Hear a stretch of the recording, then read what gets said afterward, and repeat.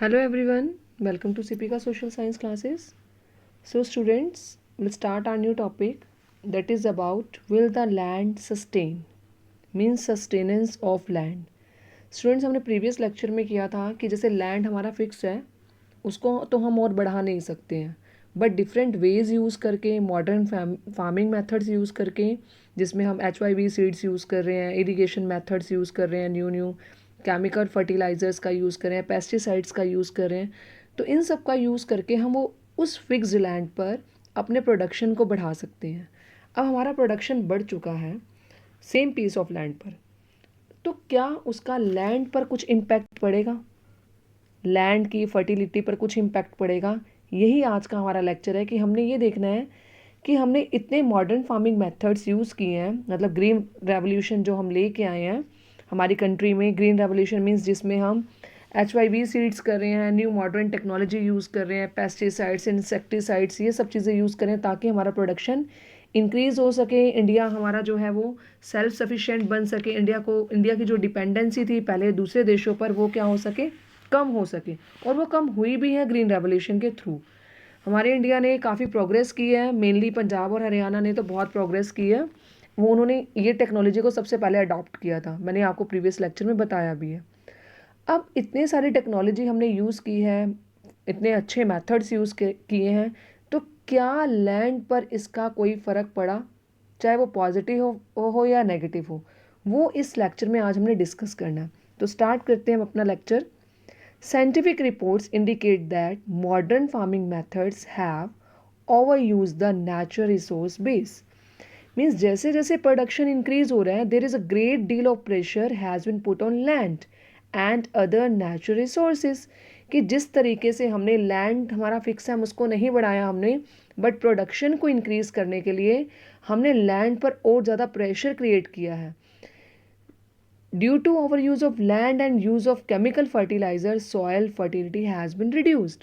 तो जहाँ green revolution के पॉजिटिव इम्पैक्ट थे उसी के साथ साथ ग्रीन रेवोल्यूशन के नेगेटिव इम्पैक्ट भी हैं। कि ग्रीन रेवोल्यूशन के थ्रू जो हमने टेक्नोलॉजीज़ यूज़ की हैं, जो भी हमने टेक्निक्स यूज़ की हैं, उन टेक्निक्स की वजह से कहीं ना कहीं सॉइल की फर्टिलिटी को इम्पैक्ट पड़ा है। तो हमारा negative impact of green revolution के बारे में हम डिस्कस करें। Green revolution is associated with the loss of soil fertility due to increased use of chemical fertilisers. क्योंकि हमने अपने प्रोडक्शन को इंक्रीज करने के लिए, अपनी यील्ड को इंक्रीज करने के लिए हमने केमिकल फर्टिलाइजर्स का यूज़ किया है। अब केमिकल फर्टिलाइजर्स क्या प्रॉब्लम क्रिएट करते हैं? केमिकल फर्टिलाइजर्स की वजह से जो बैक्टीरिया होते हैं सॉइल में, जो सॉइल के अंदर मूव करते हैं, जिससे सॉइल ऊपर नीचे होती है और ब्रीदिंग कर सकते हैं सॉइल के अंदर जो भी प्लांट्स हमने ग्रो किए हैं। The chemical fertiliser kill the bacteria and microorganism in the soil. और जब माइक्रो ऑर्गेनिज्म मर जाते हैं तो उससे सॉइल की फर्टिलिटी, जो नेचुरल फर्टिलिटी है, वो डिक्रीज हो जाती है। ठीक है। अब स्टूडेंट्स, केमिकल फर्टिलाइज़र और क्या प्रॉब्लम क्रिएट करते हैं? जैसे हमने केमिकल फर्टिलाइजर्स डाले हैं तो वो सीधे सीधे डिज़ोल्व हो जाते हैं वाटर के अंदर and are immediately available to plants, और प्लांट्स तक बिल्कुल ईजिली पहुंच जाते हैं। आपने जैसे मिनरल्स डाले पानी के अंदर डिज़ोल्व हो गए और प्लांट्स को वो ईजिली मिल गए। But these minerals may not be retained in the soil for long. अब ये सॉइल में ज़्यादा टाइम तक नहीं रहते हैं। ये पानी सॉइल के अंदर गए, सॉइल से छन के कहाँ पहुँच जाते हैं? मिट्टी में तो थे, अब मिट्टी के बाद कहाँ पहुँच जाएंगे? जो हमारा ग्राउंड वाटर है वहाँ पर। अब वो ग्राउंड वाटर में पहुँच जाएंगे तो ग्राउंड वाटर में ये सारे के सारे जो केमिकल्स थे वो पहुँच जाएंगे, जिससे जो ग्राउंड वाटर है वो डिग्रेड होना शुरू हो जाएगा। और ग्राउंड वाटर जो है वो मेन सोर्स है हमारे प्योर वाटर का। तो पहला तो प्रॉब्लमेटिक सिचुएशन यही है कि जब हम ज़्यादा केमिकल फर्टिलाइजर्स यूज़ करते हैं उससे सॉइल की फर्टिलिटी डिक्रीज़ होती है, क्योंकि वो बैक्टीरिया को भी मार देते हैं जिससे नेचुरल फर्टिलिटी डिस्ट्रॉय हो जाती है। और जो ये केमिकल्स हैं वो छन के कहाँ पहुँच जाते हैं? पानी के जो नीचे वाला लेवल है जिसको हम ग्राउंड वाटर लेवल बोलते हैं, उसको भी डिस्ट्रॉय करते हैं, उसको भी डिग्रेड करते हैं। सेकेंड हमारा पॉइंट है continuous use of groundwater for tubewell irrigation has led to the depletion of the water table. अब स्टूडेंट्स क्या है, अब वाटर टेबल कैसे डिक्रीज़ हो जाता है? हमने प्रोडक्शन इंक्रीज़ किया अपना, अब प्रोडक्शन इंक्रीज़ किया तो प्रोडक्शन के लिए हमने कौन से सीड्स यूज़ किए हैं, हमने HYB सीड्स यूज़ किए हैं। और HYB सीड्स को पानी की जो क्वांटिटी है वो बहुत ज़्यादा अमाउंट में चाहिए, पानी वहाँ पर ज़्यादा यूज़ होता है। अब पानी यूज़ होगा तो हमने ट्यूबवेल्स लगाए हैं, वो भी मॉडर्न फार्मिंग मेथड्स में आता है। अब ट्यूबवेल से इरिगेशन होगी तो कहीं ना कहीं जो वाटर टेबल का लेवल है वो धीरे धीरे क्या हो जाएगा, डिग्रेड होना शुरू हो जाएगा, जिससे वाटर लेवल डिग्रेड हो जाता है। उसके बाद है environmental resources like soil, fertility and groundwater are built up over years. कि अगर हम जो हमारे एनवायरमेंटल रिसोर्सेज है, चाहे सॉइल है चाहे ग्राउंड वाटर है, ये इतनी जल्दी ये नहीं है कि आप 1 महीने 2 महीने 1 साल 2 साल में बना लो। इसको बनने में कई साल लग जाते हैं। कि आपने एक बारी सॉइल की फर्टिलिटी को या ग्राउंड वाटर लेवल को बहुत ज़्यादा हार्म पहुंचाया है तो उसको बनाने में आपको काफ़ी, उसको मेंटेन करने में काफ़ी टाइम लगता है। अब पेस्टिसाइड्स और इंसेक्टिसाइड्स भी जैसे हमने जो यूज़ किए हैं वो क्या हो जाते हैं, पल्यूट करते हैं, हमारे सरफेस वाटर को भी पल्यूट करते हैं और ग्राउंड लेवल वाटर को भी हार्म पहुंचाते हैं। तो एक बार ये डिस्ट्रॉय हो गए तो उसको मेंटेन करना मुश्किल हो जाएगा। Once destroyed it is very difficult to restore them. तो क्या करना चाहिए इसके लिए, ये है कि हमें ग्रीन रेवोल्यूशन जो हमने अपनाया उसके पॉजिटिव इम्पैक्ट मैं मानती हूँ कि बहुत सारे हैं, पर अगर हम नेगेटिव देखें तो उसको भी हम निगलेक्ट नहीं कर सकते। कि हमारी सॉइल की फर्टिलिटी डिस्ट्रॉय हो रही है, केमिकल फर्टिलाइजर से ग्राउंड वाटर को नुकसान पहुँच रहा है, एनवायरनमेंट को नुकसान पहुँच रहा है। तो कहीं ना कहीं हमें इसकी देखभाल करनी चाहिए। We must take care of the environment to ensure future development of agriculture.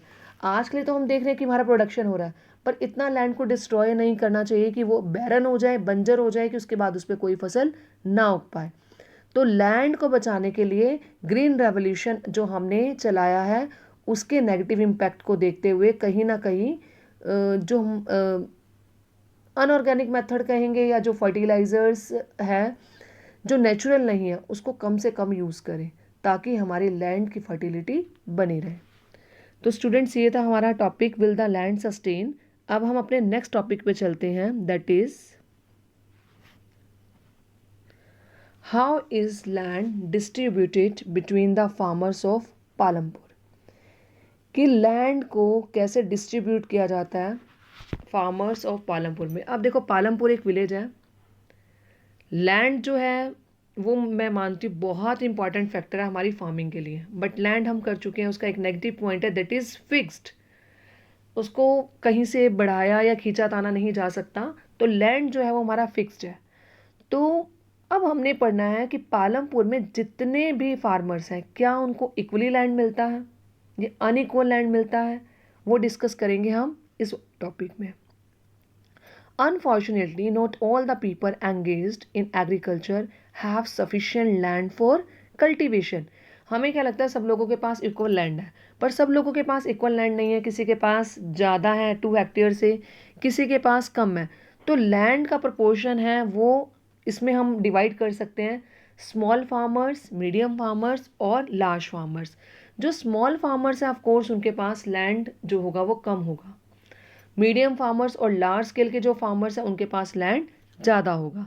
तो land is not equally distributed, land is not equally distributed कि सबके पास इक्वली लैंड नहीं है। सम डोंट हैव लैंड, कुछ तो ऐसे हैं जिनके पास लैंड ही नहीं है, लैंडलेस फार्मर्स बोलते हैं जिनको, जो दूसरों के खेतों पर काम करते हैं एज ए लेबरर, उनका अपना कोई लैंड नहीं होता। जैसे आपने सुना होगा ठेके पे ज़मीन ले ली, मीन्स उस फार्मर का खुद का लैंड नहीं है, उसने ठेके पे ज़मीन ली है, किसी और के लैंड पर वो वर्क कर रहा है, अर्निंग कमाएगा, उसके बाद उसको उसका अमाउंट भी पे करना पड़ेगा, उसका अपना लैंड नहीं है। तो they are in the category of some don't have land, some have a plot of land, कुछ ऐसे हैं जिनके पास बहुत छोटा एरिया है। Some have large area of land, कुछ ऐसे हैं जिनके पास कम है लैंड, ज़्यादा है लैंड। तो some have large area of land. मैं आपको दिखाती हूँ लैंड कैसे डिवाइड किया गया है। देखिए ये लैंड पालमपुर विलेज है, डिस्ट्रीब्यूशन ऑफ कल्टीवेटेड लैंड जिस पर फार्मर जो है वो कल्टीवेट करता है।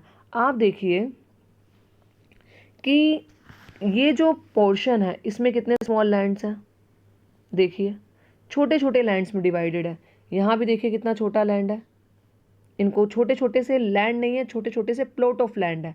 यहाँ भी देखिए स्मॉल प्लॉट ऑफ लैंड, इधर भी देखिए स्मॉल प्लॉट ऑफ लैंड। तो कुछ फार्मर्स ऐसे हैं जिनके पास लैंड बहुत कम है कि वो मॉडर्न मशीनरी भी लगाएं या कुछ लगाएं, पर उनके पास सफिशिएंट लैंड नहीं है कि वो इतना जो एक्सपेंस है वो बियर कर सके। और यहाँ देखिए, यहाँ पर कुछ ऐसे लैंड है जो बहुत बड़े हैं, सी दिस, ये देखिए। तो ये कौन से फार्मर्स होंगे? लार्ज फार्मर्स होंगे जिनके पास जो फार्म है, जो फील्ड्स हैं वो लार्ज हैं, मतलब जिनका लैंड 2 एकड़ से या 2-5 एकड़ से ज़्यादा है। और कुछ ऐसे हैं जिनके पास 1-1 एकड़ लैंड है, तो उनके लिए सिर्फ उतना ही वो कर सकते हैं। उनके पास सेविंग्स अपनी ज़्यादा नहीं होती, वो उतना ही लैंड पर खेती करते हैं जितना वो सेल्फ कंजम्पशन के लिए यूज़ कर सके, खुद के लिए यूज़ कर सके। उनके पास एक्स्ट्रा अमाउंट नहीं होता कि वो ग्रेन्स का बेच सके मार्केट में। अब कुछ देखिए, ये देखो, ये लैंड भी देखिए और ये देखिए, तो सबके पास अलग अलग टाइप के हैं। तो कुछ स्मॉल फार्मर्स हो गए जिनके पास ऐसे प्लॉट ऑफ लैंड है, मीडियम हो गए जिनके पास ऐसे लैंड है, और लार्ज फार्मर्स हो गए जिनके पास इतने बड़े बड़े लैंड है। आई होप आपको क्लियर हो गया होगा कि विलेजेस में सबके पास इक्वल लैंड नहीं होता। अब एक स्टोरी है हमारी जो इस टॉपिक से रिलेट होती है, वो है गोविंद की स्टोरी। तो स्टार्ट करते हैं। गोविंद की स्टोरी में क्या है ऐसा? In 1960, Govind was a farmer with 2.25 hectares of largely unirrigated land. Govind था, उसके पास 2.25 हेक्टेयर लैंड था। उसके 3 बेटे हैं। अब आपने देखा होगा हमारी जो सोसाइटी है उसमें क्या होता है, प्रॉपर्टी जो है that should be equally distributed among the children, तो वो इक्वली डिस्ट्रीब्यूट कर देते हैं। अब जो है गोविंद के 3 बेटे हैं। अब गोविंद जो है, दो they did not live very comfortably, वो इतनी, मतलब उनका जो लाइफ थी इतनी स्मूथ नहीं थी। The family manage to feed itself with the little bit of extra income from one buffalo that the family possessed. मतलब खेती के साथ साथ वो एक एक्स्ट्रा काम भी करते थे, मीन्स डेयरी फार्मिंग होगी। उनके पास एक बफलो थी, जो उसका मिल्क होता था वो जाके बेचते थे, जो उससे अर्निंग आती थी वो उनकी एक्स्ट्रा अर्निंग हो गई। 2.25 हेक्टेयर लैंड हो गया, उससे जो खेती होती थी उसको यूज़ करते थे, और साथ के साथ एक बफलो से जो मिल्क आता था उसको बेच के जो अर्निंग होती थी उसको यूज़ करते थे। Some years after Govind's death, this land was divided among his 3 sons. 3 बेटों में डिवाइड हो गया land. Each one now has a plot of land that is only 0.25 hectare in size. मतलब 1 एकड़ भी ज़मीन नहीं है, 1 हेक्टेयर लैंड भी नहीं है उनके पास, क्योंकि 3 बेटों में डिवाइड हो गया तो किसी को एक पूरा भी नहीं मिला हेक्टेयर, 0.75 मिला।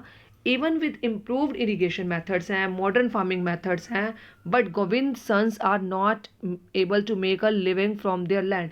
अब लैंड इतना छोटा है कि उससे अपना उनका घर का गुजारा करना भी क्या हो गया, मुश्किल हो गया। तो इसके लिए उनको क्या देखना पड़ता है, एक एडिशनल वर्क देखना पड़ता है पूरे साल में, कि वो अपनी खेती के साथ साथ, एग्रीकल्चर के साथ साथ कोई और काम करें। तो land are not equally divided among the all the people living in the village. तो सबके पास इक्वल लैंड नहीं है, अनइक्वल लैंड है। किसी के पास लैंड है, किसी के पास लैंड नहीं है, किसी के पास ज़्यादा लैंड है। और जिनके पास ज़्यादा लैंड है, आगे वो अपने बच्चों में डिवाइड करते हैं, तो वो स्मॉल प्लॉट्स में कन्वर्ट हो जाते हैं। और स्मॉल प्लॉट्स में डिफरेंट मेथड्स यूज़ करना, मॉडर्न फार्मिंग यूज़ करना, मॉडर्न टेक्निक यूज़ करना, इट्स वेरी डिफ़िकल्ट, क्योंकि वो एक्सपेंसेस इतने बियर नहीं कर पाएंगे। तो इसलिए जो पालमपुर के जो छोटे किसान थे उनकी लाइफ बड़ी क्रिटिकल थी। आई होप आपको इस लेक्चर में ये आपका जो टॉपिक है वो क्लियर हो गया होगा। पहला टॉपिक हमने किया विल द लैंड सस्टेन, कि एक जैसा रहता है। उसके बाद हमने किया है how is land distributed between the farmers of Palampur.